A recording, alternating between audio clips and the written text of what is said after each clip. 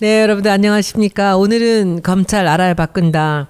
드디어 6화입니다. 우리가 10번 할 건데요. 벌써 반이 넘어갔습니다. 네. 제6화고 최강 변호사님 소개합니다. 안녕하세요. 네. 반갑습니다. 김남국 변호사님. 네, 안녕하세요. 김남국 변호사입니다. 날이 갈수록 점점 더 이게 합이 맞아가고 있어요. 네. 너무 애 많이 쓰시고요. 오늘은 제6화의 제목은 또 그 기자들이 말하는 가장 섹시한 제목을 우리 최 변호사님께서 뽑아주셨습니다. 오늘 제목은 검사가 망가뜨린 대한민국입니다. 그러니까 대한민국의 이 검사들이 자기들의 출세를 위해서, 자기들의 욕심을 위해서 어떻게 망가뜨렸나. 그것도 특히 박근혜 정부 4년 동안의 이야기들로만 오늘 꾸리려고 합니다. 이 검사가 망가뜨린 사례를 총 8개를 골라냈고요. 이 부분을 이제 김남국 변호사님께서 설명을 좀 해주시고요. 예. 그리고 최강 변호사님과 함께 아주 재미있는 이 사례를 8개를 드리면서 오늘 시간을 시작하려고 합니다. 네, 일단은 저희가 이 사례를 8개를 꼽는데 정말 너무나 힘들었던 것부터 먼저 말씀드려야 될 것 같습니다. 한 100개 정도가 거의 뭐 검찰권에서 검찰의 어떤 가진 수사권을 오남용했다라고 볼 만한 어떤 그런 수사들이 있었는데요. 그 중에서도 우리가 기억할 만한 것들, 정말 아주 커서 이거는 국가적으로 국정농단으로 볼 만한 그러한 것들을 8개 뽑았는데요. 시간 순서대로 저희가 가장 가까운 것부터, 기억에 많이 나온 것부터 함께 이야기 나누려고 하는데요. 저희가 첫 번째 가장 잘못된 수사였다라고 꼽는 사건은 아마 여러분들도 같이 그런 생각을 할 건데요. 바로 2015년도에 있었던 국정원 청와대 문건 유출 사건. 실제로는 청와대 문건 유출 사건이 아니었는데 박근혜 전 대통령이 기자회견에서 이거는 문건 유출이다, 국기문란이다라고 하면서 수사 가이드라인을 정해서 이 수사의 완전 방향을 틀어버렸던 이 사건. 사실 그 당시에 이게 문건 유출에 대한 수사가 제대로 됐다라고 한다면 우리 국민들이 촛불을 들 일도 없었을 텐데 그게 이제 수사가 가장 잘못됐기 때문에 이 수사부터 2015년도에 있었던 문건 유출 사건부터 조금 짚어보고자 합니다. 예.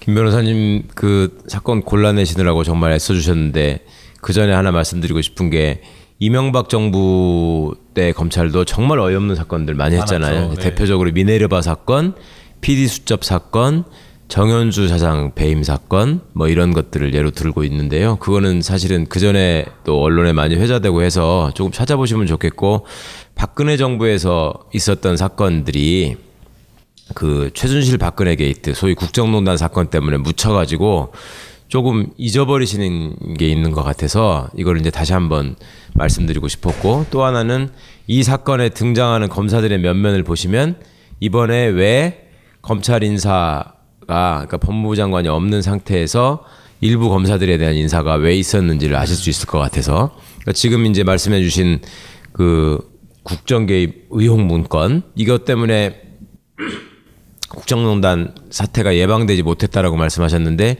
이게 아니었으면은 그 조홍천 의원도 탄생하지 않았을 것이고, 네. 이 수사의 결과로 결국 처벌받은 사람이 조홍천 의원, 박관청 경정 이런 네. 분들만 빠지고 십상시들 뭐 최순실 씨, 정윤회 씨는 다 빠져버린 결과가 됐는데, 이 사건 수사팀에 등장하는 검사들이 여기 네. 검사장이 김수남 검찰총장으로 나가신 분, 그 다음에 당시에 3차장이 유상범 검사, 이분이 이제 창원지검에 있으면서 그 이번에 그 좌천 대상에 포함이 돼서 광주고검 차장검사인가로 갔죠. 네. 이분이 이제 영화배우 유호성 씨의 친형인데, 이분이 이 수사가 잘못된 건지 그러면 다시 한번 규명해보자, 지금도 이렇게 하고 계시는 분이고요. 그 다음에 특수 2부장 임관혁 검사가 있는데, 이 임관혁 검사가 누구냐면 한명숙 총리 두 번째 사건. 그러니까 첫 번째 사건은 의자가 돈 받았다고 했던 무슨 대한통운 사장한테 돈 받았다는 사건, 그 무죄된 거 있고요. 네. 그거를 그 엄청난 사건을 만들었던 거를 만회하고자 검찰이 몇 달간을 준비한 기획 수사로 한명숙 총리가 건설업자인 한신건영 사장인 한만호 사장으로부터 뭐 수억 원의 금품을 수수했다, 이런 사건을 만들었을 때 또 주인 검사가 이 임관혁이라는 사람입니다. 그러니까 이때 이 임관혁 검사는 특수 2부장으로 이 사건을 했잖아요. 네. 그러면은 중앙지검에서 부장을 하면 그 다음에는 이제 지방에 내려가서 잠깐 쉬고 그다음에 이제 뭐 차장으로 이렇게 올라오거나 이렇게 하는 게 순서인데 이분은 이 사건을 마치고 특수 2부장을 끝낸 다음에 특수 1부장이 됩니다. 바로. 그러면은 한 단계로 완전 뛰어가지고 바로 승진해 버린 거네요. 아니요. 승진은 아니고 같은 부장이긴 하지만 예. 원래 특수부에 들어갈 때부터 그 같은 특수부장들이니까 네. 한번 들어가면은 이게 다 선호하는 좋은 자리잖아요. 예. 그러니까 이제 자리를 비껴줘야지 딴 사람도 할 거 아니야. 그걸 하고서 지방으로 한번 갔다 옵니다. 다. 예. 근데 지방으로 안 내려가고 특수 2부장에서 특수 1부장이 된 거예요. 그게 이제 검찰 안에서는 그냥 우리가 볼 때는 특수 2부장이나 1부장이나 똑같은 특수부 부장검사 아니냐 생각하는데 서울중앙지검 특수 1부장의 경우에는 그 밑에 범죄정보과를 가지고 있어요. 자기 산하 부서로. 그래가지고 특수 2부장은 그게 없거든요. 그러니까 특수부의 수석 부장이기도 하거니와 그 밑에 범죄정보과를 갖고 있어가지고 정치인 관련한 무슨 그 비리 각종 같은 것들. 각종 비리 첩보라거나 아니면 뭐 연예인들이 뭐가 어쨌다거나 하는 스캔들에 관한 정보라거나 또 뭐 공직자가 뭘 어떻게 했다거나 하는 온갖 정보들이 모이는 데거든요. 그러니까 특수 1부장이 정말 요직 중에 요직이라고 하는 데인데 2부장을 마치고 바로 1부장으로 가고. 그러니까 이런 일들이 잘 쉽지 않은데 이런 거를 했던 사람들은 그 전에 김기동 검사라고 BBK 사건의 주임 검사가 특수부 부부장 검사를 하다가 특수부 바로 2부장을 하다가 또 특수 1부장으로 가고 계속 지방을 안 내려가고 특수부장만 계속 한 사람이 있었거든요. 그 이래로 또 이후에 이제 2부장이 또 1부장이 되고 지검장은 검사장은 그 검찰총장이 되고 그다음에 이 3차장은 검사장이 아니거든요. 서울중앙지검에 차장이 3명이 있는데 1차장하고 2차장은 검사장급이고 3차장은 아니면서 이제 검사장 승진에 가장 유리한 자리라고 하는데 어쨌거나 이 3차장 밑에 특수부가 있는 거죠. 이 3차장도 역시 검사장으로 승진을 합니다. 그러니까 이런 소위 대통령이 가이드라인을 정해준 대통령한테 치명적인 위험으로 닥칠 수 있는 사건을 이렇게 방향을 바꿔가지고 말아먹은 대가로 이분들이 좋은 자리를 찾아서 승진한 역사 이게 이제 남아 있는 거죠. 네. 사실은 그 국정원 문건 유출 사건 고발 대리인으로 제가 참여를 했었어요. 아, 그러셨구나. 예. 예. 그 당시에 이제 새정치민주연합의 이제 외부 자문위원으로 해서 참여를 했었는데 사실은 그렇게 저희가 이것을 제대로 좀 수사를 해달라라고 요구를 했었는데 검찰에서는 수사를 철저히 했다라고 이야기를 하면서 하는 이야기가 사실은 이 작성된 문건이 청와대에서 작성됐기 때문에 허위 사실일 가능성은 거의 없지 않습니까? 그렇죠. 그렇다고 한다면 기본적으로 이 내용을 신뢰하고 가야 되는데 이 내용 자체를 신뢰할 수 없다. 그렇죠. 그래서 신뢰할 수 없는 이유가 뭐냐라고 물어보니까 수사를 안 한 게 아니랍니다. 수사를 했는데 뭘 수사를 했냐 보니까 이 문건에 나온 그 십상시들이 중국집에서 모여서 회의를 하는데 그 중국집을 확인을 해보니까 그 모여서 회의를 한 내용이 없다라는 겁니다. 그러니까 이 하나의 내용이 사실이 아니니까 나머지는 다 확인해 볼 필요 없이 다 그냥 허위라는 건 너무나 황당한 이야기였던 거죠. 그러니까 그게 별 의미 없는 내용이었다라고 하는 거는 대통령이 그걸 찌라시라고 먼저 규정을 해버렸기 때문에 거기다 맞춰준 거잖아요. 네네. 참 하여튼. 예. 자, 그 다음에 이제 두 번째 저희가 꼽은 게 바로 이제 우병우 민정수석의 개인 비리와 박근혜 대통령에 대한 게이트. 그러니까 초기에 터져 나왔을 때 수사를 맡은 사람들 이 부분을 좀 짚어봐야 될 것 같은데요. 이것도 사실 문제가 굉장히 많았었죠. 이게 이제 그 처갓집 그 땅이나 뭐 이런 것들이 어떻게 된 거냐. 네. 처갓집 재산을 가지고 횡령한 거 아니냐. 그다음에 이거하고 관련돼서 나왔던 얘기가 아들 뭐 그 운전병 보직 코너링 사건. 그다음에 뭐 차가 뭐 마세라티냐 페라리냐 뭐 포르쉐냐 이런 얘기가 또 논쟁이 되기도 했고 이런 사건이었는데 이때 이제 수사팀이 그 유명한 윤곽근 고검장이 이제 이번에 사표를 내고 나갔죠. 윤곽근 고검장이 이때 책임을 진다고 말을 했고 그다음에 그때 당시에 기자들이 그렇게 취재를 했죠. 그 우병우 씨하고 연수원 동기고 잘 아는 사이로 알고 있는데 수사를 잘 할 수 있겠습니까? 네. 그러니까 이분이 나도 검사다. 이런 말을 했어요. 그러니까 나도 검사다라고 했으면 검사로서의 명예와 자존심을 지키기 위해서 최선을 다해서 어떤 좌고우면하지 않고 정광석과 같이 정말 진실을 밝혀내는 수사를 기대를 하고 있었는데 결국 지금 드러난 걸 보면 깡통 수사였다는 거잖아요. 네. 아무것도 하질 않았고 특검에 넘어간 기록을 보더라도 별다른 얘기가 없었고 오히려 사건을 초기에 망쳐가지고 우병우한테 시간을 벌어줬고 그래가지고 증거를 다 없애버린 결과가 된 정말 최악의 수사였습니다. 네. 이때 당시에 또 유명했던 말이 이 차장 중앙지검의 그 대변인격을 했던 1차장 검사였나요? 백브리핑 하면서 자기도 민망한데 수사 결과 무혐의다. 아무 내용이 없다. 이런 황당한 검사 본인들이 수사하고도 민망했다. 저 사건으로 남은 거는 그 우병우 선생이 팔짱 끼고 웃는 사진. 그러니까요. 그거 하나 남은 거예요. 네. 그다음에 이제 그 세 번째가 아마 다 기억하실 텐데요. 2015년 11월경 사건이었죠. 그 농민 총궐기 때 백남기 농민이 물대포를 맞고 쓰러졌는데 사실은 이거는 CCTV 영상이 있기 때문에 사실 뭐 크게 뭐 수사를 하지 않는다고 하더라도 이것은 명백하게 뭐 사고사가 아니다. 이거는 외인사 물대포에 의한 살인이다. 국가 공권력 남용이다라고 충분히 수사가 될 만한 사안이었는데 이 부분에 대한 사실 수사도 너무나 오래 끌었었던 것 같아요. 최근에 뉴스에서 보셨겠지만 이제서야 경찰청장이 그것도 언론의 카메라 앞에서만 그 사과하는 퍼포먼스를 했고 유족들한테 사전에 뭐 동의를 구하거나 용서를 비는 그런 행동도 하지 않았다라는 보도가 있어서 국민들이 많이 분노하셨던 지점이었는데요. 이거는 박주민 의원이 당시에 국정감사인지 상임위의장에서 하여튼 굉장히 논리적으로 그 허점들을 지적하면서 수사기관들을 질타한 적이 있었습니다. 그러니까 이런 류의 사망 사건에서 이렇게 확실한 동영상이 증거로 남아있는 사건이 있었냐. 이런 것들이 있었는데도 수사를 안 하고 무슨 원인을 규명해 봐야 된다 그러고 그러면서 아무것도 하지 않고 또 그 와중에 또 그 치료에 참여했던 서울대 병원의 그 백선아 선생, 백선아 교수가 또 왜 또 같은 백 씨가 거기 등장해서 그러는지 모르겠는데 이게 외인사가 아니고 병사다라고 끝까지 우겼죠. 버텼죠. 네, 우겼고 그 와중에 이제 그분의 그 통솔하에 있었던 주치의인 레지던트가 그 진료 기록에 다 남겼잖아요. 부원장님하고 뭐 과장님하고 상의를 해서 이렇게 쓴다. 그러니까 자기 양심에 반하는 어떤 내용을 기재한 흔적을 남겨놓고 또 잠적을 해가지고 그렇죠.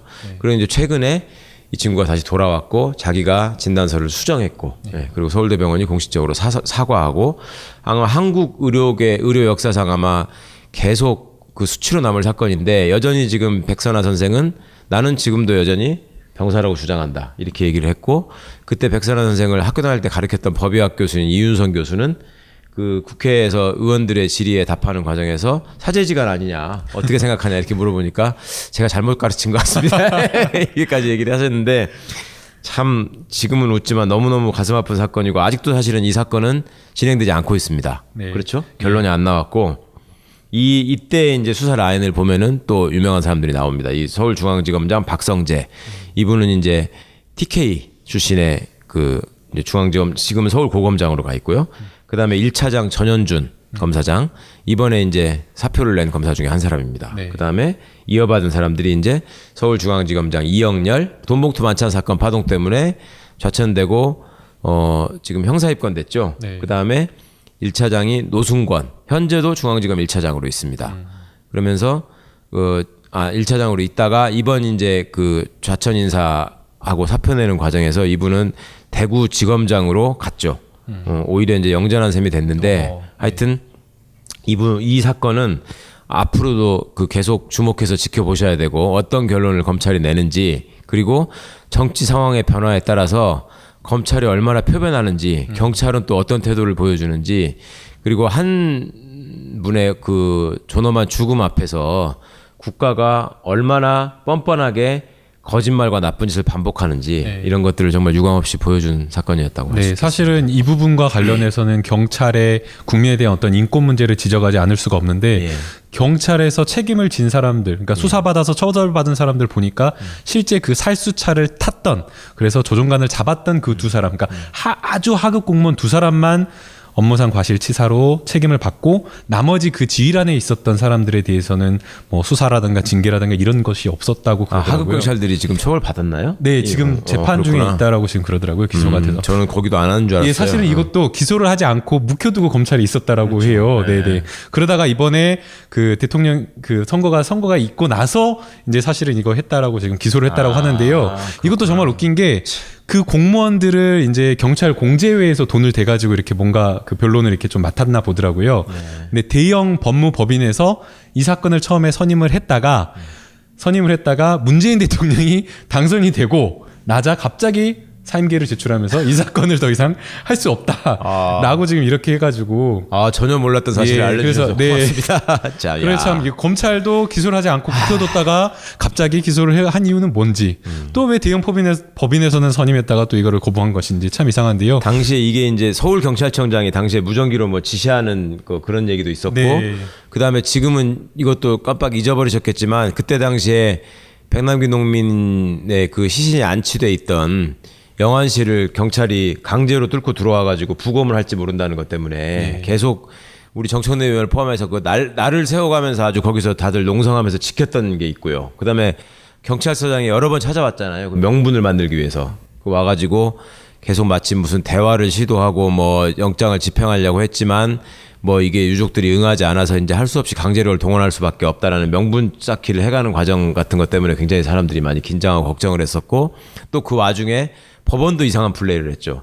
영장을 기각하면 할 것이고 발부를 하면 할 것이지 무슨 이상한 조건을 붙여가지고 했었잖아요. 그래서 이건 도대체 무슨 짓이냐 이런 얘기까지 나왔었는데 그러니까 주권자가 법률가들과 국가기관 공무원들을 이렇게 속속들이 감시하셔야 되는 이유를 잘 보여준 사건 아니었나 싶습니다. 네, 사실 요거 짧게 한번 짚고 넘어가 봐야 될 것 같아요. 사실 이철성 경찰청장은 박근혜 정부 때 임명이 됐던 분인데 그렇죠. 지금 하는 것을 보면 뭐 이런 말 하면 좀 그렇지만 뭐 태세 전환이라 할까요? 갑작스럽게 사람이 바뀌어가지고 사과하고 뭔가 인권 뭐 살수자 배치하지 않겠다 이렇게 하고 있는데 물론 이제 경찰이 인권을 높이기 위한 조치를 하겠다라는 거 환영할 만한 일이지만 이것을 과연 순수하게 봐야 될지 예, 이거와 관련해서 변호사님이 또 한번 일갈하셨다고 그러는데 어떻게 평가하시는지 좀 말씀해 주시면 제가 좋겠습니다. 경찰개혁위원회 위원으로 참여해서 그게 출범하는 날 경찰청장이 정복을 입고 이제 사과하는 장면을 봤는데요. 저는 참 기가 막히더라고요. 그러니까 이 사건이 있을 때 이분이 경찰청 차장이었고 나중에 청장이 됐고 당시에 경찰청장으로 있었던 강신명 씨가 끝까지 사과를 하지 않았고 그 다음에 퇴임식 하는 자리에서 가족들로부터 꽃다발을 받고 환하게 웃으면서 퇴임하는 모습을 보였었습니다. 그 아버님을 잃고 울부짖는 그 유족들에게 단 한마디의 사과도 하지 않던 사람이 자기 퇴임식장에서 가족을 챙기는 모습을 보면서 저는 정말 개인적으로 사람이 어디까지 잔인해질 수 있는가 이런 생각을 했었는데 그때 당시에 차장으로 그 사람을 보조하고 정말 수족처럼 움직였던 분이 청장이 되고 청장이 돼서는 또 언제 그랬냐는 듯이 90도 가까이 고개를 숙이면서 사과하고 앞으로는 절대 안 그럴 것처럼 하는 모습을 보였었는데 이거를 정말로 진심이든 진심이 아니든 그렇게 하지 않을 수밖에 없이 그러니까 앞으로는 절대로 그런 짓을 하면서 스스로 부끄러운 일이 없도록 하는 것이 경찰이 새롭게 태어나는 길이고 그런 다짐을 받아내기 위해서라도 하여튼 경찰개혁은 검찰개혁 못지않게 정말 강도 높게 해야 된다. 그리고 그때 출범하는 자리에서 그랬습니다. 이제 저를 위원으로 부른 이유가 저는 그 전에 사실은 경찰 관련해서 무슨 제가 글을 쓴 적도 없었고요. 뭐 경찰 관련 위원회에 참여한 적도 한 번도 없었는데 저를 부른 이유가 제가 지금 온데 다니면서 검찰을 비판하고 검찰을 권력의 개라고 아주 공공연하게 지목하고 다니니까 지금 나를 여기다 부른 것 같다 이렇게 제가 전제하고 그런데 검찰만 권력의 개라고 생각하는 사람은 그렇게 많지 않다. 경찰은 더하다고 생각한다. 그리고 솔직히 말해서 여기 앉아있는 경찰 간부들이 좋아서 여기 앉아있지 않는 거라고 나 알고 있다. 적어도 절반 이상은 너무나 이 자리가 불편하고 싫을 것이다. 대통령 하나 바뀌니까 내가 여기 앉아서 이런 얘기를 들어야 되나 싶은 분들도 있을 것이다. 하루라도 빨리 옷 벗고 나가시라. 그랬습니다. 근데 경찰개혁위원회 첫날이요? 예, 첫날. 근데 뭐 어쨌거나 그 자리에서 뭐 저한테 그 얼굴을 붉히면서 덤비거나 이러신 분들은 없었고요. 그래도 경찰이 아직까지는 검찰보다는 조금 더 진심에 가까운 모습으로 바뀌고자 하는 것 같아요.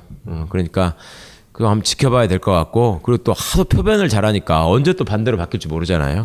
끝까지 긴장을 늦추지 않겠습니다. 네, 저희가 이제 짧게 여러 가지 사건을 보고 있는데 이 사건도 매우 중요했던 사건 같아요.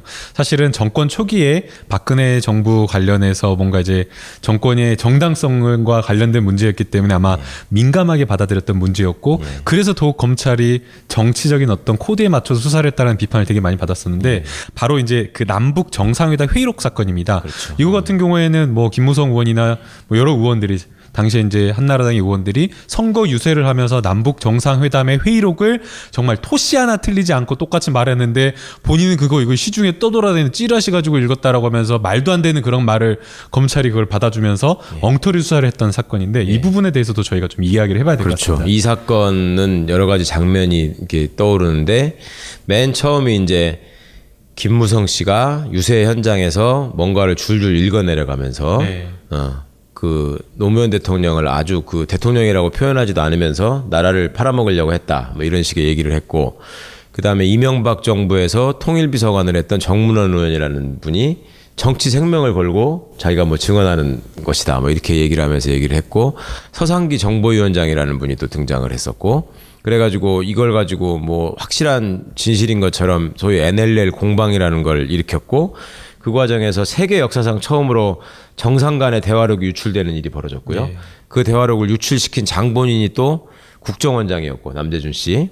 그다음에 이 사건과 관련해서 우리 문재인 대통령께서 검찰에 출석해서 조사를 받았죠. 네. 네, 그 장면이 나왔고 그런데 정작 그 김무성 씨는 조사도 안 하고 계속 미루고 있다가 문재인 대통령이 출석 조사를 받으니까 할 수 없이 출석해서 조사받는 모양새를 갖췄고 결국 또 무혐의를 했고요. 그리고 이 결과 나중에는 결국은 이분들이 주장했던 게 전부 허위로 밝혀지고 계속 무죄 판결을 줄줄이 받았고 당사자들도 뭐 사과하는 듯한 모습을 보였습니다. 그리고 그 박근혜 씨의 신복이라고 했던 윤상현 의원 같은 사람도 이거는 뭐 사실이 아니었는데 뭐 미안하게 생각한다라는 취지의 얘기를 하면서 이렇게 빠져나가려고 했는데 전형적으로 국가의 중대사를 선거에 정략적으로 이용해 가지고 국제적인 망신을 산 대표적인 사례였다고 할 수 있고요. 여기에 이제 이 등장하는 또 검찰 지휘부가 아주 유명한 분들인데 그 중앙지검장 조영곤 씨, 조영곤 검사장 이분은 누구냐면 그 동영상 찾아보시면 나올 겁니다. 윤석열 검사가 국민적 스타로 떠오르게 됐던 국정감사장에서 기억납니다. 예, 네. 윤석열 검사가 이게 이렇게 해서 검사장님한테 보고를 드렸는데 이거를 뭐 야 야당 좋은 일 할 거 있어? 시켜줄 일 있어? 그러면서 그걸 그렇게 하면 어떡해? 라고 말씀을 하셔서 아 검사장님 모시고는 수사를 진행할 수 없겠구나 해서 제가 독자적으로 판단해서 진행할 수밖에 없었다는 얘기를 할 때 그때 야당 좋은 일 시켜줄 일 있어? 라고 얘기했던 사람이 조영곤 검사장입니다. 바로 그때 네. 그리고 그 자리에 앉아가지고 뭐 이렇게 된 이상 그냥 다 말씀드리겠습니다 하면서 윤석열 검사가 쭉 얘기를 하니까 그 자리에 앉아가지고 이렇게 우는 모습을 보여요. 눈물을 닦아대면서 왜 그러냐고 그러니까 와, 이렇게까지 이 사실이 왜곡될 줄은 몰랐다. 이런 또 기가 막히게 이런 퍼포먼스를 했는데 하여튼 지금은 검사가 아닙니다만은 이런 분들이 하여튼 중앙지검장으로 있었고요. 그 다음에 여기 2차장이 이제 이진한 너무 유명하신 분이죠. 예. 서울중앙지검에는 3명의 차장 검사가 있는데 아까 말씀드린 것처럼 3차장은 검사장이 아니지만 네. 특수부나 저 금조부 같이 힘센 부서들을 밑에 거느리고 있어서 언론의 주목을 많이 받고 있고 2차장은 공안을 담당하지 않습니까? 네. 그리고 1차장은 형사부하고 전체 이제 조직의 살림을 담당하는 이제 수석 차장인데 이 이진한 차장 검사가 공안 검사로서 그 어떤 회식 자리에서 여기자를 성추행했다. 예, 이것 때문에 결국 한직으로 밀려났다가 그 권토 중내를 노렸지만 재개하지 못하고 이제 사표를 내고 나갔습니다. 그런데 이 이진한 검사도 공안부에 있으면서 그 여러 가지 하여튼 뭐 문제 있는 사건들을 많이 처리를 했었고요. 그 다음에 그 서상기 의원, 뭐 김무성 씨, 권영세 의원 이 부분들 나중에 또 처리할 때는 중앙지검장이 역시 또 이영렬 씨로 바뀌었고, 그래서 이제 중앙지검장에다가 왜 꼭 그렇게 정권의 코드에 맞는 신복을 갖다 놓으려고 하는지 그런 것들은 이런 정치적인 사건에 대한 수사 결과로 어떻게 사실은 내용이 어떻게 되는지를 보니까 이 그렇죠. 사람들이 왜 왔는지를 알겠는데요. 그다음에 정치적인 사건이라고 제가 말씀을 드렸습니다만 사실은 내용을 보면은 진짜 이거야말로 국기문란 사건이잖아요. 그렇죠. 네. 그리고 이 사건에 연루돼서 이제 조사를 받았던 분 중에 한 분이 이번 이제 문재인 정부에서 통일부 장관으로 지명되신 조명균 당시 비서관 뭐 이렇게 등장했던 사건입니다. 그러니까 이런 것들을 되돌아봐도 우리가 정말로 얼마나 어처구니 없는 정권을 겪었는가, 그리고 그 정권의 도구로서 검찰이 얼마나 무리하게 충성을 했는가 이런 게 또 드러나고 있습니다. 그러니까 대통령을 하나 만든 거죠, 뭐 저 사건으로 또. 네. 그다음에 이제 그 세월호 7시간과 관련해서 뭐 여러 가지 많이 이야기가 있었는데 세월호 7시간과 관련된 수사는 뭐 이루어지지도 않았고 그다음에 수사가 이루어졌는데 엉뚱한 수사가 하나 이루어졌는데 그게 바로 세월호 7시간과 관련해서 칼럼을 썼던 당시에 이제 상케이 신문 가토 지국장에 대한 수사가 이루어졌어요. 이것도 너무 황당한데 명예훼손 박근혜 대통령에 대한 명예훼손을 혐의 수사를 했는데 이 부분과 관련해서 너무 이것은 무리하게 적극적으로 수사를 또 해서 이건 또 기소를 했어요.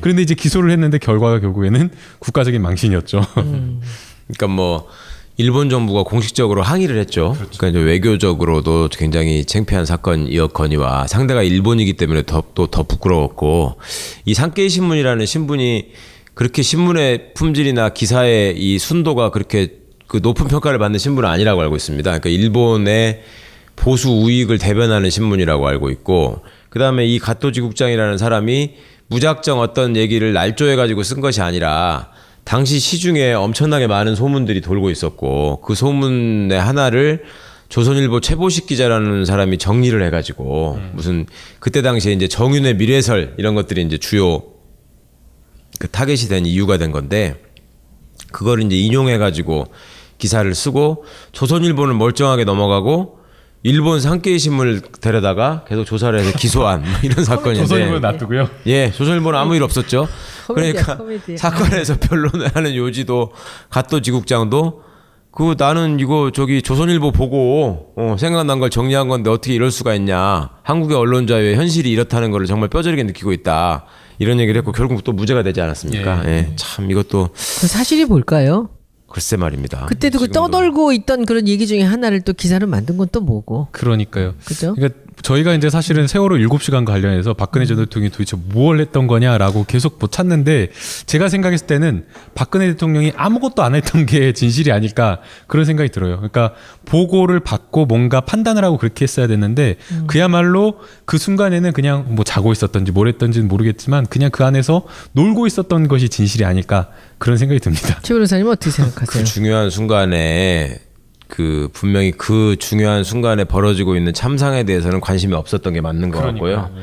본인이 추구하던 점들이 지금 사건 수사 결과로 그 몇 가지 나왔잖아요. 대표적인 게 드라마.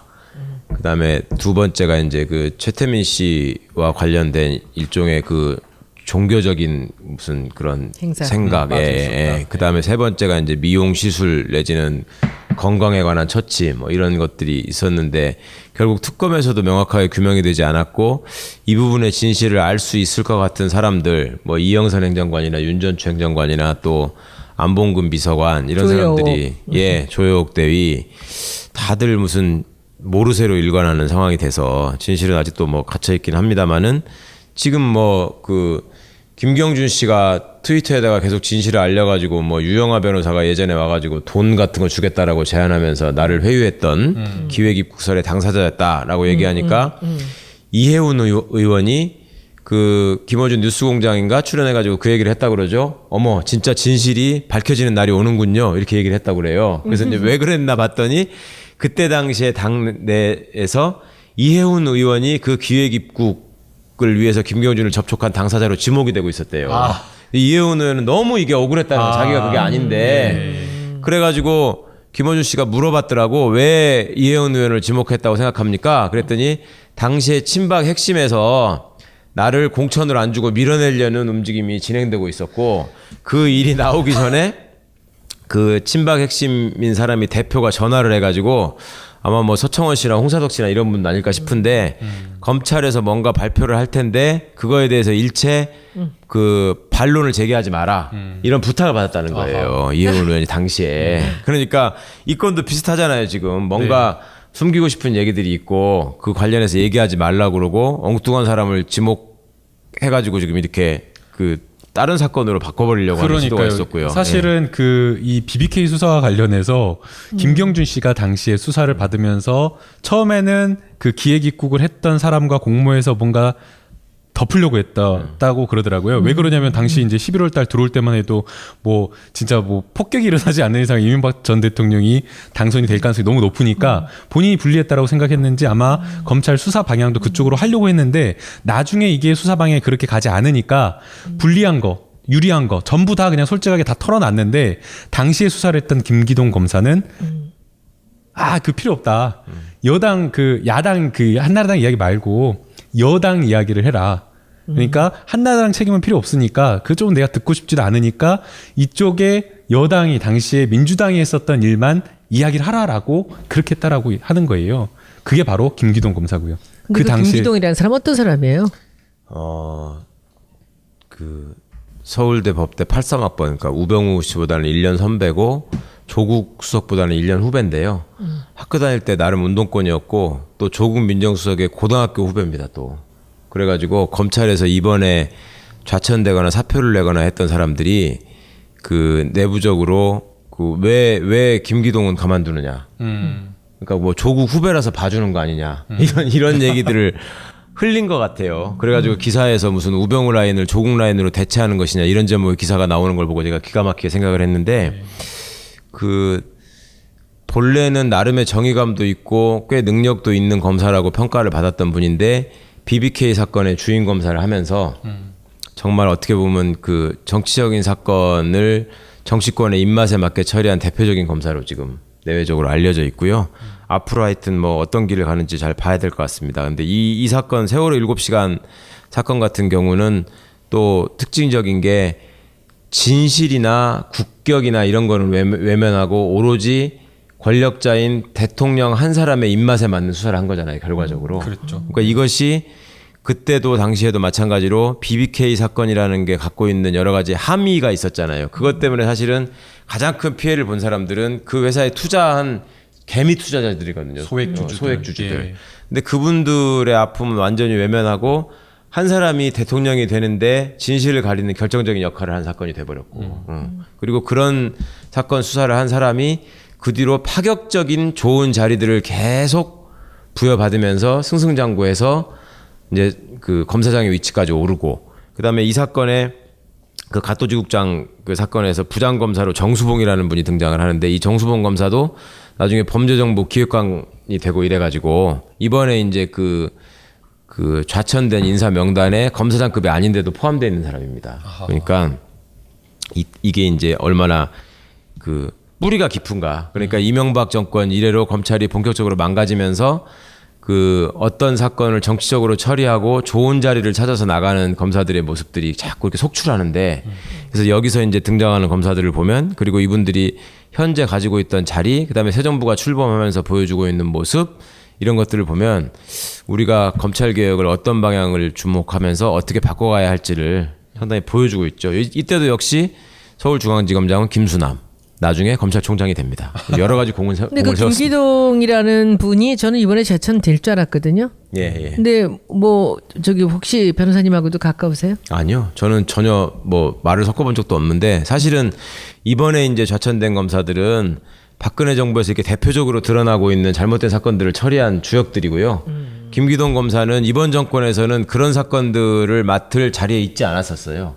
행인지 그 불행인지. 김기동이라는 사람 이름 석자가 국조에서 제가 제일 먼저 끌어낸 거 아세요? 그 의원님 질문에 노승일 씨가 답변한 거였어요. 그렇지. 그때. 네. 그랬었구나. 예. 제가 노승일 씨한테 예. 뭔가 이 차은택과 우병우가 모른다고 하는데 연결점. 예, 누가 소개해줬냐. 이걸 정말 모른다고 생각하느냐 했더니 이 사실이 알려지면 뭐 후환이 뭐 파장이 클 것 같다 하면서 그 김기동이라는 이름이 나온 거예요. 소개시켜줬다는 거잖아요. 상의해라 차은택한테. 그렇지. 그러니까 그 법률 자문으로 소개를 해준 거예요. 예. 그래서 밥을 먹는 자리에 자기는 한 번만 갔을 뿐이다. 돈도 자기가 냈다. 막 이러면서 잡아뗐는데 예. 이제 모르죠. 그거는 뭐 누가 맞는지는 모르겠으나 일단은 그렇게 우병우 라인에서 그런 일을 도와줘라 해서 도와줄 정도의 사람이라면은 이 차은택은 최순실의 사람이었고 네. 또 박근혜의 사람이었고 한다면 이 사람이 그렇게 자유롭지는 못할 거라는 생각이 들고요. 그리고 저는 지금도 굳은 믿음이 있습니다. 저는 이 박근혜 탄핵은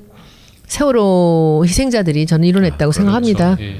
그래서 그 7시간은 뭐 잠을 잤던 시술을 했던 저는 그 7시간이 가장 중요한 이번 이 탄핵의 사유였다라는 것 그리고 끝까지 답을 못했잖아요. 그러니까. 근데 이 진실도 아마 세월이 지나면 드러나겠죠. 아니, 멀지 않아 드러나겠죠. 관련되는 사람들이 많으니까. 그럼요. 예. 많으니까 근데 드러날 굉장히 것 같고. 하찮은 그런 이제 스토리들이 나올 것 같고 그래서 우리는 또 참 허탈해질 것 같다는 생각도 들지만 저는 이 탄핵에 굉장히 중요한 그런 요인이 됐다라는 것은 좀 다행이라고 생각합니다. 그러니까 검찰 내외부에서 의원님 말씀하신 것처럼 김기동 검사장을 우병우 라인의 핵심에 포함되는 사람이다라고 지목하는 의견들이 많은데요. 그거를 이제 이번에 좌천 대상에서 빠진 거는 이렇게 이제 막 너무나 망가뜨려 버리는 확실하게 이상한 사건들에 거기에 등장하지 않았다라는 말씀을 제가 드렸는데 그 전에 이 김기동 검사는 뭘 했냐면은 그 박근혜 대통령의 특별 지시로 방위 사업 비리 그 합동 수사단이 출범을 하는데 그 단장 자리를 검사장 승진이 눈앞에 있는 검사들이 엄청나게 원했어요. 그게 왜냐하면 검찰 내부에서 소위 승진의 직선 코스로 알려져 있는 자리들이 몇 가지가 있는데 이 방산비리 특별수사단은 대통령 지시로 만들어진 자리잖아요. 직속으로. 네. 그러니까 그 이 수사를 하면은 당연히 이름이 많이 언급될 수밖에 없고 대통령 소위 하명 사건을 특명을 받아서 잘 수행하는 검사가 되기 때문에 검사장 승진 영순이다라고 다 받아들였거든요. 그래가지고 이 자리를 놓고 제가 알고 있기로 당시에 서울중앙지검 3차장이라는 아주 검사장으로 갈 수 있는 유력한 자리에 있었던 이 유상범 검사도 그 단장 맡기를 엄청나게 기대하고 원했었어요. 그리고 3차장이니까 갈 수 있는 가능성도 높다고 봤어. 근데 그 사람을 제끼고 김기동 씨가 그 자리를 맡았어요, 단장을. 그것도 그때도 지방 근무해야 될 타이밍인데 그걸 딱 맡아가지고 서울에 또 계속 있었거든. 그러니까 능수능란한 사람이네. 사람들이 딱 보고 검찰 내부에서도 야 역시 김기동이 세다. 뭐가 있다. 그래 그거 아니나 다를까 그 자리에서 바로 검사장이 됐고요. 그래서 그때 이제 그 수사를 그나마 잘 했으면 또 모르겠는데 지금 국민들 일반에서 이제 방산비리가 굉장히 그 나쁜 사건들이 많고 뭐 여러 가지 해악을 가져왔다고 그 생각하셨는데 초반에 언론 플레이 때문에 과장된 사건들이 꽤 많습니다. 그러니까 법원에서 무죄가 속출해가지고 거의 반 이상이 지금 무죄가 나고 있는 걸로 알고 있어요. 그러니까 얼마나 그때도 이제 권력차의 어떤 입맛에 맞추기 위한 무리한 수사가 있었다라는 증거가 되고 있고 또 그 수사의 어떤 모델을 구상하고 총괄한 사람이 우병우 씨라고 알려져 있거든요. 그러니까 이게 수사라고 하는 것이 정의와 진실을 위해서 이루어지는 게 아니라 권력의 어떤 입맛 또 정치적 지지 이런 걸 위해서 활용된다는 걸 또 보여준 정해진 사건이기도 합니다. 결과를 위해서 예. 자기들이 역할을 하는 거죠. 다음은 다음에 이제 마지막이 바로 이제 2013년도 당시에 이제 국회에서도 굉장히 논란이 됐던 사건인데요. 바로 국정원 댓글 사건과 관련돼서 감금 사건. 사실은 그 당시에 이제 민주당 의원들이 그 국정원 여직원이 오피스텔에 있으니까 노트북을 들고 나와라라고 하고 있었던 상황인데 그것을 검찰에서는 오히려 역으로 국정원 여직원을 감금했다라고 한 기소한 사건인데요. 갖다 씌우기는 정말 이거는 기가 막히지 않을 수가 없는 사건인데 이걸 사실은 제가 2년 반 동안 그 선임을 해서 이제 무죄를 1심을 받았고 그다음에 이제 한 2주 뒤에 항소심에서 이제 결과를 기다리고 있는 상황인데요. 이 부분도 굉장히 웃겨요. 1심에서 무죄를 정말 2년 반 동안 열심히 다퉈가지고 무죄를 받아냈는데 판결문에 그런 내용이 들어가 있어요. 한 문당에 이게 감금죄는 안 된다. 그러니까 주거 침입죄는 되는 것은 변론으로 하고라도 감금죄는 성립할 수 없다라고 이 판결문 안에 들어가 있거든요. 그러니까 1심 재판부에서는 이게 그 안에 그 오피스텔 복도에서 소란스럽게 떠들고 막 이렇게 위력을 보였기 때문에 주거 침입은 될 수 있을지 모르겠지만 어쨌든 지금 검찰이 기소한 감금죄는 안 된다라고 판단을 한 거예요. 그래서 오피스텔의 복도가 무슨 주거 침입이야? 복도도 이제 법률적으로는 그렇습니까? 보호해야 될 주거라고 평가를 하고 있거든요. 근데 이제 이게 웃긴 게 항소심 들어와서 검찰에서 최초로 하겠다라고 한 것이 공소장을 변경하겠다라고 한 거예요. 주거 침입으로?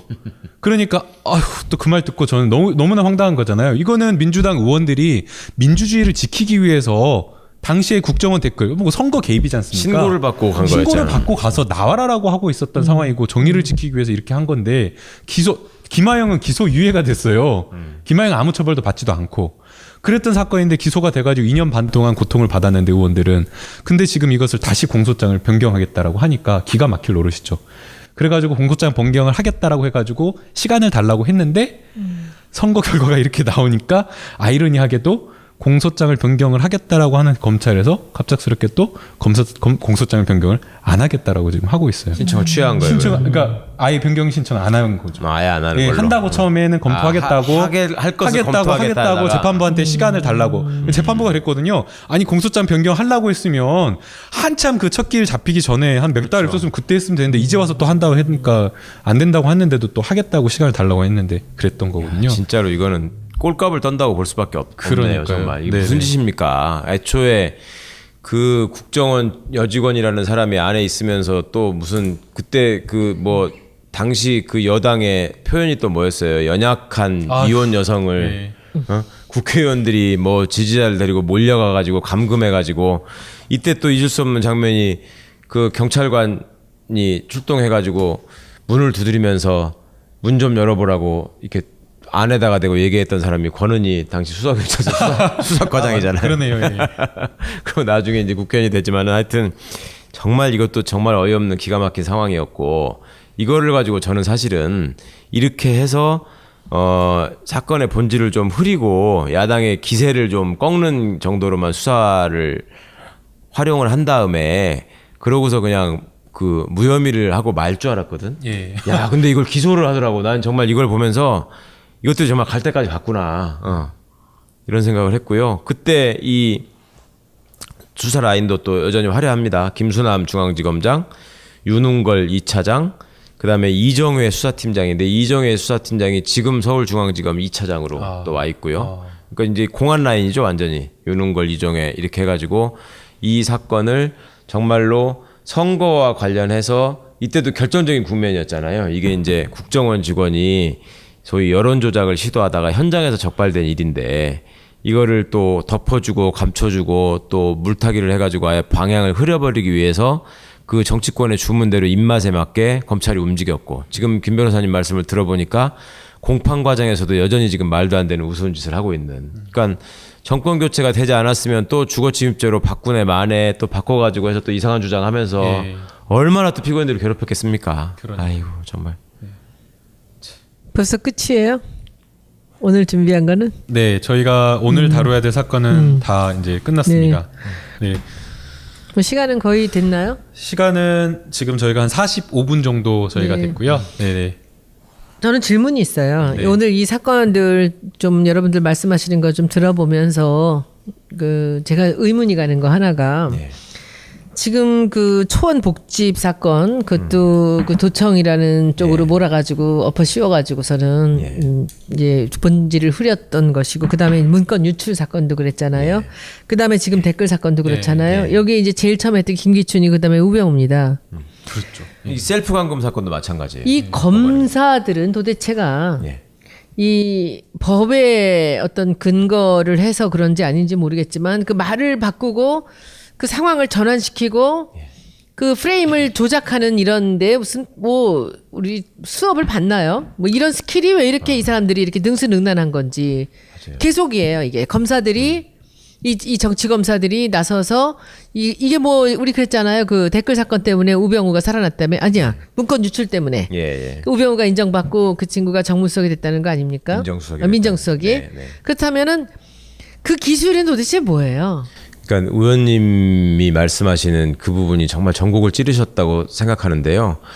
사실 많은 시민들이 그런 의문들을 다 가지실 것 같아요. 도대체 왜 뻔한 걸 가지고 법을 알고 법을 집행하고 배웠다는 놈들이 왜 저렇게 움직이는가. 이렇게 역으로 이제 덮어 씌우는 거를 예, 예. 하는 거죠. 그러니까 법을 안다는 사람들이 있는 거를 멀쩡하게 예를 들어 도청 사건인데 이걸 수사 안 하고 죄가 없다고 하는 것도 기가 막힐 일인데 이걸 오히려 본말을 호도하는 거지. 역으로 그냥. 피해자를 가해자로 만들어 버리잖아요. 그렇죠. 예, 이런 짓거리를 하는 것이 정말로 정치 검사의 고전적인 수법이자 그런 거를 잘 해야지만 정치 검사로 인정받아서 그 내부에서 승진하는 길이 돼버리고 말았는데 이래서 제가 그 괴물로 된 검찰을 상징하는 인물 중에 그 대표적인 검사들을 꼽을 때 김기춘 씨를 꼽았던 이유입니다. 그러니까 김기춘 씨가 제일 잘했던 게 이거라고 첫 시간에 제가 말씀을 드렸었는데 초원복집 사건에서도 김기춘 씨가 등장하고 댓글 사건에서도 역시 김기춘 씨가 등장하고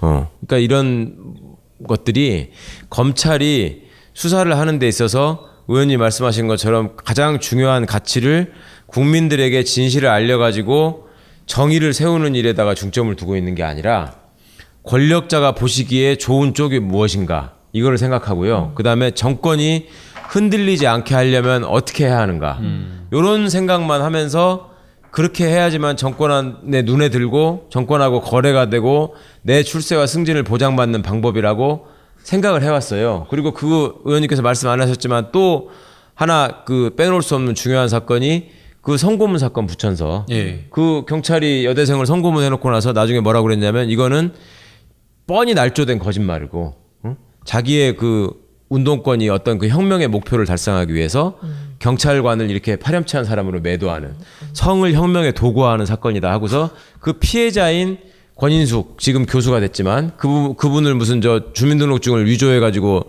공장에 위장 취업했다는 죄명으로 그거를 공문서 위조죄로 기소한 걸로 끝냈던 사건이에요. 그게. 네. 그러니까 그런 것들이 한 번이라도 진실이 밝혀지고 그 중간에 그런 사람들이 완전히 처벌받는 역사가 있었으면 그 짓을 감히 못하겠죠. 그런데 그전 특히 박정희 정권 이후부터 인혁당 사건 같은 것도 완전히 날조한 사건이었잖아요. 네. 그런 일을 저질렀던 검사들이 그 뒤로도 계속 승승장구하고 검찰을 떠나게 되면 적어도 장관이 되거나 공기업의 장이 되거나 국회의원이 되거나 이런 보상을 계속 받아왔거든요. 그러니까 밑에서 자라는 후배들이 볼 적에 아 저거는 일단 대통령한테 조금 부담이 될 수 있는 사건이 되는 것 같으면 그 다음에 여당이 주문하는 방향과 일치시키는 쪽으로 우리가 할 수 있으면 거기다가 맞춰주는 것이 나를 위해서도 좋고 그치. 나라를 위해서도 좋은 일이다 라는 말로 스스로를 정당화하고 합리화한 거예요. 그러니까 예전에 우리가 학교 다닐 때 그 박정희 치하에서 특히 학교 다닐 때 보면은 나라에 충성하고 부모에 효도하고 이런 말을 굉장히 많이 들었었거든요. 네. 우리 국민학교 때부터. 그리고 정부를 곧 국가하고 동일시했고요. 그랬잖아요, 의원님. 네. 그러니까 그렇게 하는 것이 충성이라고 자기들끼리 간주하고 만들어 놓은 이데올로기가 있었고 그런 것들을 통해서 그 독재를 유지하는 굉장히 중요한 핵심이 됐던 거죠. 그러니까 그런 버르장머리를 고치지 못하고 그런 버르장머리를 계속 가지고 가다 보니까 이게 이제 정말 적폐로 돼가지고 드러나는 게 대통령 선거 국면이 되면 국민들이 투표를 통해서 정권을 결정하는 게 아니라 검찰이 수사를 통해서 그 방향을 틀어버리는 일들이 계속 생긴 거예요. 2012년도 그런 식으로 해서 날아간 거죠. 네, 그렇죠. 그리고 그 전에도 병역비리 사건. 이해창 씨 아들 병역비리가 진짜냐 가짜냐 이걸 가지고 검사들이 막 이거를 대선판을 좌지우지하는 일이 다행히 김대중 대통령이나 노무현 대통령이 당선되시기는 했지만 그때도 얼마나 시끄러웠냔 말이에요. 그렇죠. 그리고 그 문제를 가지고 검찰은 그때도 진실의 편에 서지 않았거든. 예, 다 무혐의했었잖아요. 그러니까 그런 것들이 자기들도 모르는 사이에 이게 이제 내면화되고 체질화돼 버리고. 근데 이제 이런 게 보통 우리가 이제 광고에서도 이런 기법들을 많이 써요. 사람들을 이렇게 광고에서도요? 세뇌시키는 거죠. 이것이 자기들이 그 강조하고 싶은 포인트만 갖고 세뇌를 시키면 나중에는 그게 그런 쪽으로 이제 가는 거죠. 예. 근데 그것이 이 방법이 여러 가지 방법이 있어요. 이거는 이제 법적으로도 걱정이 없고 뭐 지금 언뜻 생각나는 건 없는데 무슨 맛에 대한 거라든지 경험에 대한 부분들에서 그러니까 유명한 배우가 나와서 이것이 굉장히 좋다고 얘기할 때 사람들은 다 좋다고 생각하는 거거든요. 예. 이런 식으로 사람들을 선동하는 거죠. 네. 그런데 지금 이 하신 이 여러 가지 사례들 7가지 8가지 사례들 중에서 앞으로도 우리가 이 처벌을 시킬 수 있는 그런 것들이 있나요? 지금 이 사건들은 아직 수사가 완전히 다 안 끝난 사건들이 일부 있고요. 예를 들면 네. 백남기 농민 사망 사건에 관한 네네네. 그 명령권자나 위에서 책임을 져야 될 사람들의 네, 문제. 네네. 예, 이게 여전히 남아 있고. 누군가가 끝까지 붙잡고 무드러져가지고 끝까지 끝장을 봐야 되는 거 아닙니까? 이런 거? 아, 물론이죠. 사례를 만들어가지고 다 잡아 넣어야 되는 거 아닙니까? 그쵸? 그리고 제가 보기에는 이런 방법으로 이제 검사들이 자기들이 한쪽을 돌려서 프레임을 걸어가지고 강조를 하고 언론이 거기서 편승해주고 그러면은 그러려니 하고 가는 거거든요. 맞습니다. 예. 근데 지금 이 조국 교수 조국 수석 사건이나 지금 뭐 이 여러 가지 지금 이 문재인 대통령을 흔드는 것들이 똑같은 이런 지금 패턴을 다시 시작하고 있거든요. 예. 그리고 지금 저기 이 야당에서 그 방법에 같이 편승을 하면서 그걸 자기들이 옛날에 이렇게 이 검찰들을 앞세워서 했던 그 프레임의 공격을 지금 그 기술 그대로 지금 다시 또 하고 있는 거예요. 그렇죠. 이걸 어떻게 하면 지금 아작을 내죠?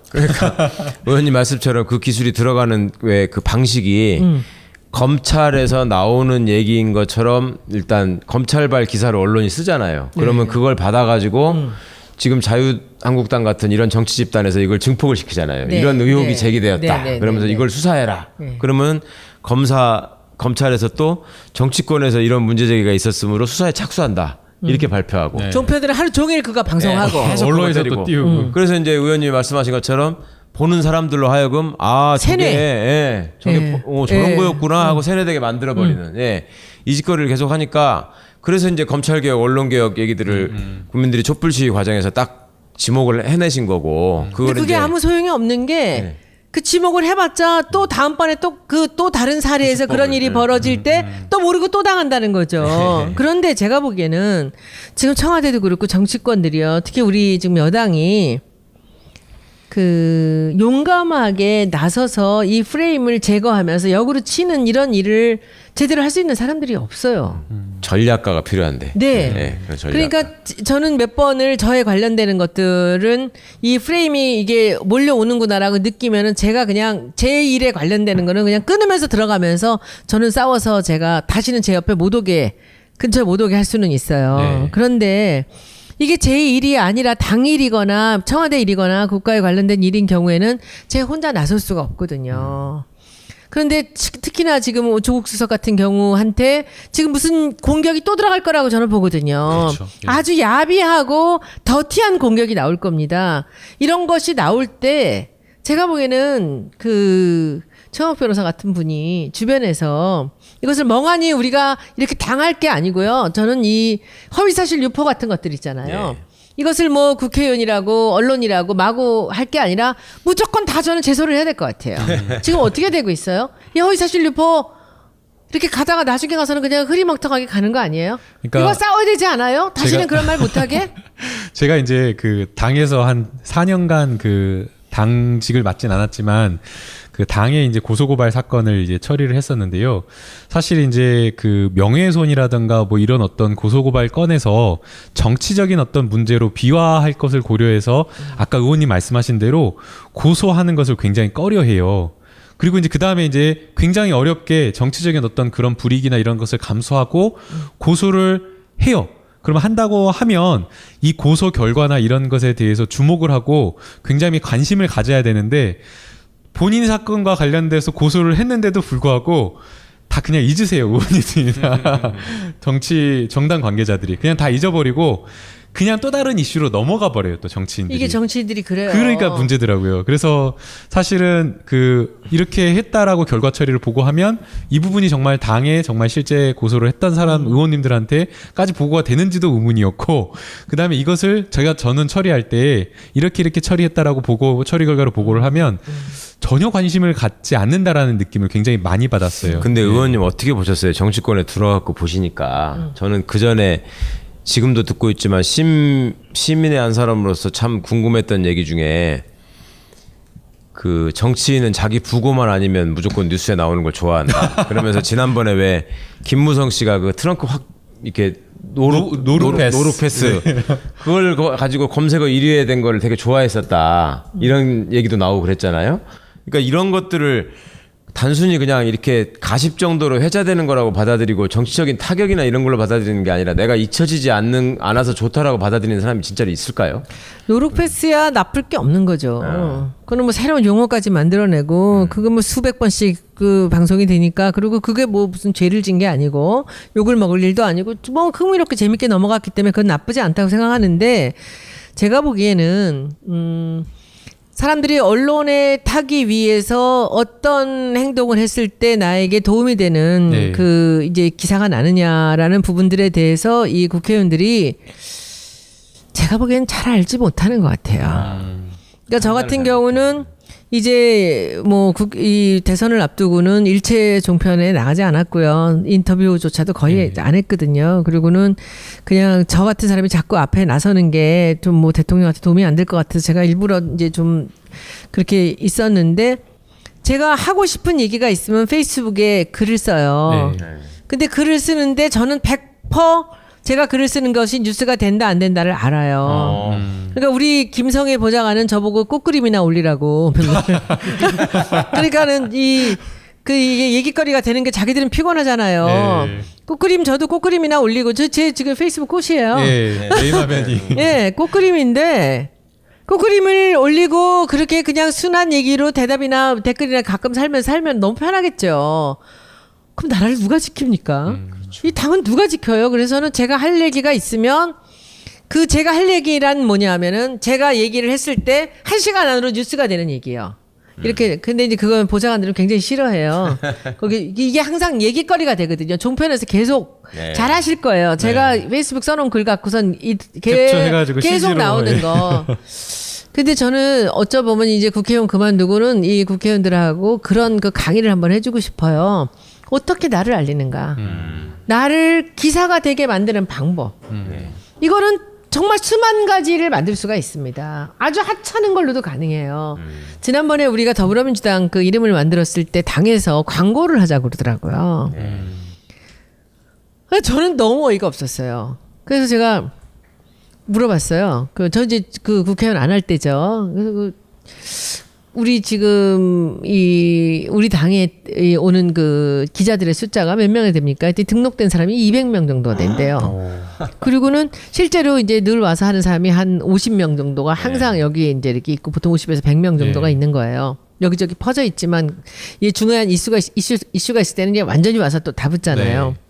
그래서 내가 우리 당의 굉장히 중요한 지도부에 있던 분한테 그 의원님 문만 열면 50명, 100명이 기사거리를 찾고선 기다리고 있는데 우리가 여기서 기사를 주면 일면에 나오는데 왜 우리가 3면, 4면에 돈을 주고 광고를 싣습니까?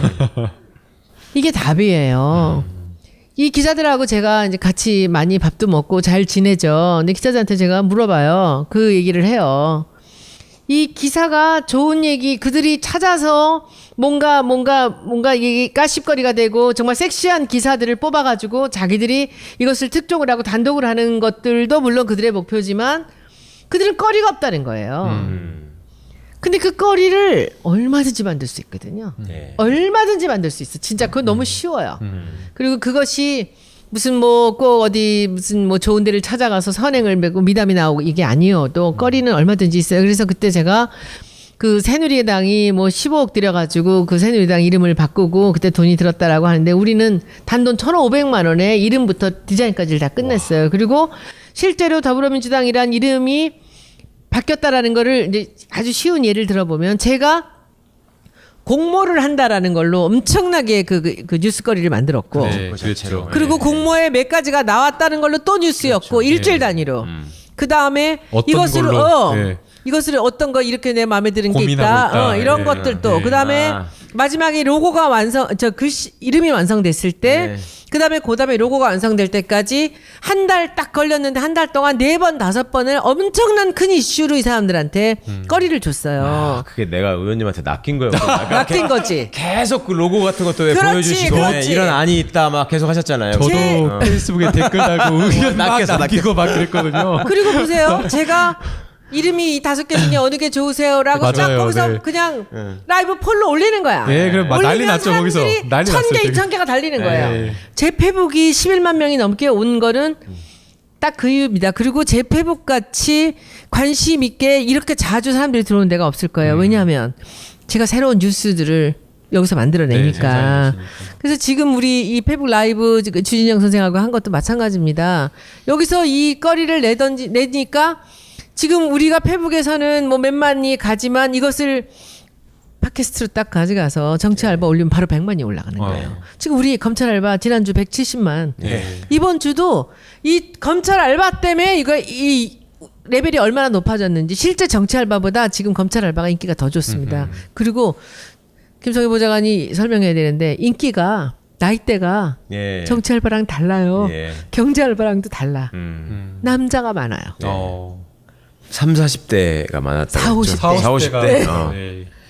그래서 보면 제가 이런 거잖아요. 아까 낚는다는 얘기를 하셨잖아요. 우리가 그 보통 후킹을 한다. 네. 사람들이 나한테 끌려 따라오게 만드는 거지. 이게 마케팅의 기본이죠. 네. 그러면 우리 이런 작업을 하면서 이런 얘기들을 끌어갈 때 제가 최강욱 변호사님이 사람들한테 굉장히 사랑을 받을 거다라는 그런 판단이 확실하게 있었고요. 그 컨텐츠가 이 차고 넘친다는 걸 제가 알고 있었고요. 그리고 딕션이 너무 좋으시고요. 게다가 아니야. 게다가 제가 이 질문을 하고 이 우리 페북 라이브를 끌어가기에는 아무래도 제가 법은 잘 모르니까 김남국 변호사님 같이 젊은 피를 수혈을 해서 균형을 딱 맞추고. 근데 그게 어떤 다른 목표라기보단 저는 사람들이 뭘 좋아할지를 아니까. 그리고 그들이 지금 검찰에 대해서 이렇게 알아가고 있는 이 과정들에서 이분들이 열광하고 있는 건 너무 당연한 거죠. 그래서 아까 말씀 처음으로 돌아가 보면 이 국회의원들이 부고만 빼놓고 다 나와야 된다. 자기 이름을 알리는 것이 본인들의 목표라면 조금 다른 쪽으로 그 방향을 돌려야 됩니다. 훨씬 더 세련되고 국가에 유익하게. 상대방이 낚인다는 걸 못 느끼게 낚여 들어오게 만드는 방법들은 너무나 많습니다. 그런데 제가 해보니까 그것 자체도 이분들이 잘 못하는 게 하다가 잘못되면 어떡할까라는 두려움이 있으면 이걸 못해요. 그러면 차라리 안 한 것보다 못한다고 하는데 우리 보좌관들한테 안 됐지만 저는 그런 두려움이 없거든요. 하다가 안 되면 어떡한가라는 그런 두려움을 충분히 알고 있지만 그래서 할 일을 못하진 않아요. 저는.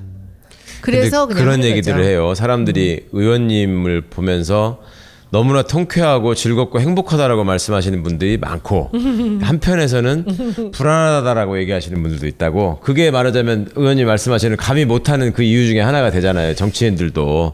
근데 이게 그런 건 없어요. 그러니까 저는 그런 걸 느꼈거든요. 의원님은 예를 들어서 내가 여기에 무슨 권력을 잡고 자리를 탐하기 위해서 들어온 게 아니라 그러니까 처음부터 말씀하셨다시피 무슨 문재인 대통령을 만들고 정권을 교체하고 나라를 좀 꼴을 바꿔놓기 위해서 내가 들어왔다. 나를 도구로 쓰겠다는 생각이 있으셨고 그다음에 지금도 앞으로 내가 이 지역구를 맡았지만 정청래 의원을 위해서 얼마든지 또 이 사람이랑 같이 그러니까 손을 잡고 다니면서 정청래 의원의 복귀를 돕겠다는 말씀도 공공연하게 하시잖아요. 네. 그러니까 미래에 대한 어떤 욕심이나 이런 것들이 없으니까 그렇게 당당하게 하실 수 있는데 다른 의원들이야 재선이 다음에 당선되는 게 또 중요한 목표니까. 근데 아직 3년이나 남았는데 벌써부터 이런 준비를 해야 되나 근데 사람들이. 지금부터도 그런 걸 굉장히 의식하는 분들이 많은 게 현실 아니에요? 근데 그렇게 정치권들이 살아오니까 나라가 이 꼴이 된 거 아니겠어요? 그렇죠. 네. 그것도 진짜 그렇죠. 그리고 실제로 지역구를 다녀보면요. 지역구 사람들도 진정성을 갖고 대해야지. 지역구에서 그렇게 눈치만 보면서 그냥 뭐 행사장에 다니면서 악수나 하고 그냥 술 인사말이나 하고 받아먹고. 가고 그게 표가 된다고 생각하는 사람들 잘못입니다.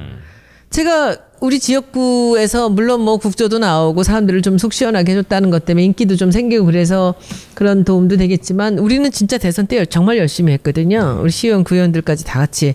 근데 그렇게 열심히 진정성을 갖고 꼭 표가 된다라는 것보다도 사람들한테 한 걸음이라도 앞서서 나가려고 했고 하다 보니까 우리가 서울에서 1등 했잖아요. 표로 답을 하는 겁니다. 그리고 실제로 저는 요즘에도 걱정이 많아요. 아까 말씀하신 대로 저는 정청래 의원한테 반드시 다음번에 그 양반이 제가 지금 지키고 있는 자리를 넘겨받도록 저는 최선을 다할 건데 이제 우리 정 의원님이 또 이제 어찌 보면 또 이게 좀 배고파야 되는데 헝그리 복서가 돼야 되는데 그래야지 좀 열심히 할 텐데 그래서 이제는 행사장 같은 데도 될 수 있으면은 이제 제가 안 가고 그 정 의원이 좀 가셨으면 좋겠다는 생각을 합니다. 1년 지났으니까. 그래서 사실 뭐 지금 원외에 있는 우리 그 야당에 있는 그런 인사분들도 다 오시잖아요. 네. 그러면 거기에 꼭 제가 가야 돼. 뭐 저 갈 수도 있고 안 갈 수도 있지만 저는 정 의원님 꼭 가셔야 된다고 생각하고요. 이 선거가 그렇게 만만하진 않아요.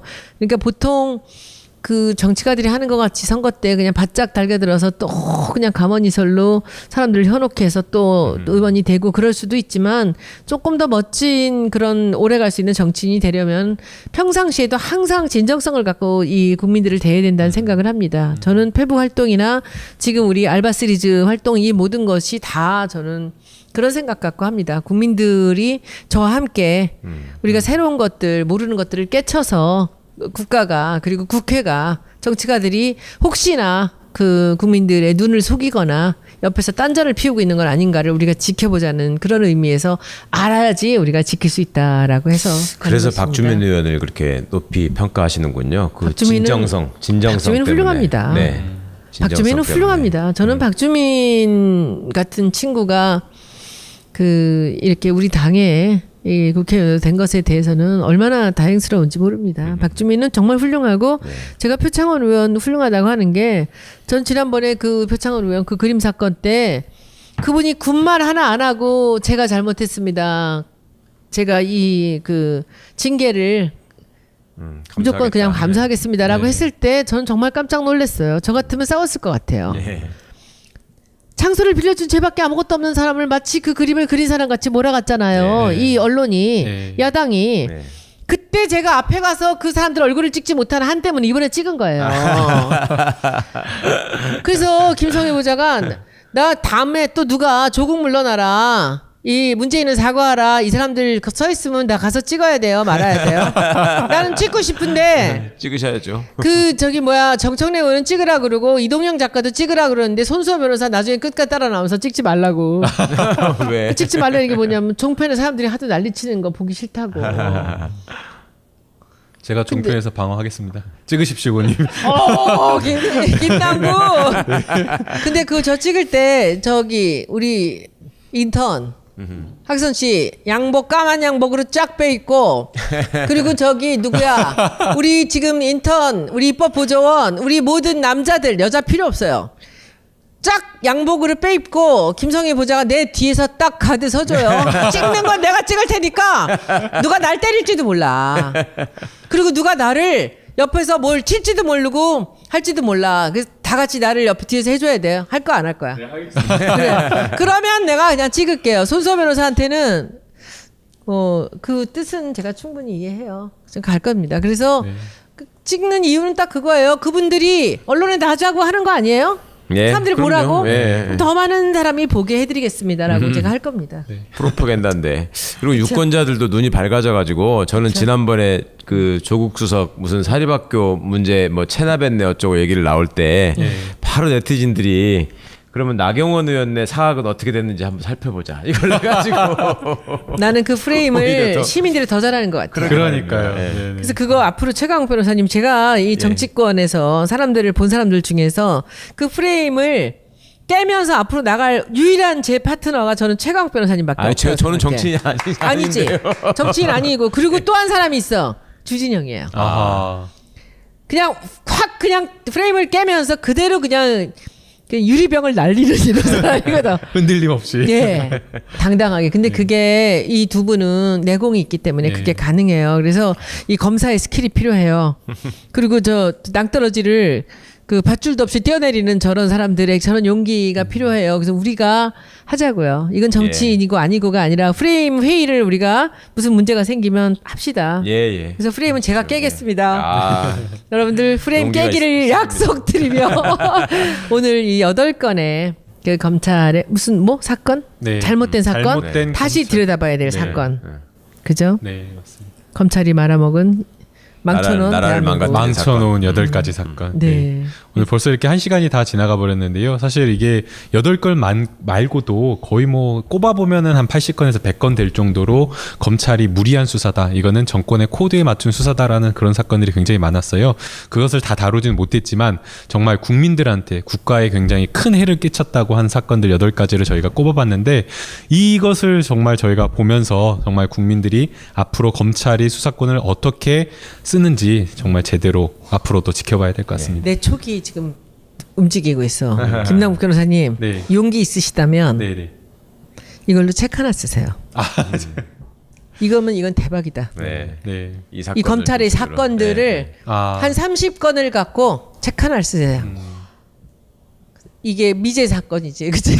이게 우리가 모든 국민들이 알아야 될 이 사건을 갖고 김남국 변호사님 책 한 권 쓰세요. 이거는 굉장히 새롭고 그리고 이 관점도 굉장히 다르고 지금 딱 필요한 책인 것 같아요. 네, 이거 한번 해보세요. 네. 예. 저는 그 말씀만 마지막으로 좀 드리고 싶습니다. 이 회를 마치면서 깨어있는 시민을 굉장히 우리 노무현 대통령께서 강조하시고 당부하시고 돌아가셨습니다. 그런데 깨어있는 시민만큼 중요한 것이 저는 기억하는 시민이라고 생각합니다. 그러니까 지금 밝은 눈으로 이제 검찰의 잘못된 점들을 찾아내실 수 있고 또 그걸 살펴보실 수 있으니까 그걸 거기서 끝내지 말고 우리가 기억하고 잊지 않고 다음에 이런 짓을 저지른 사람은 정말 평생 고개를 들고 다니지 못하도록 만들어주겠다라는 거. 그래서 지지난 시간에 우리가 얘기했던 것처럼 자리는 순간이고 쪽팔림은 영원하다라는 거를 확실하게 새겨주고 자리는 순간, 쪽팔림은 영원하다. 예. 그렇게 하겠습니다. 그렇게 검찰을 바꿔 나갔으면 좋겠습니다. 예. 여러분들 감사합니다. 네, 감사합니다. 감사합니다.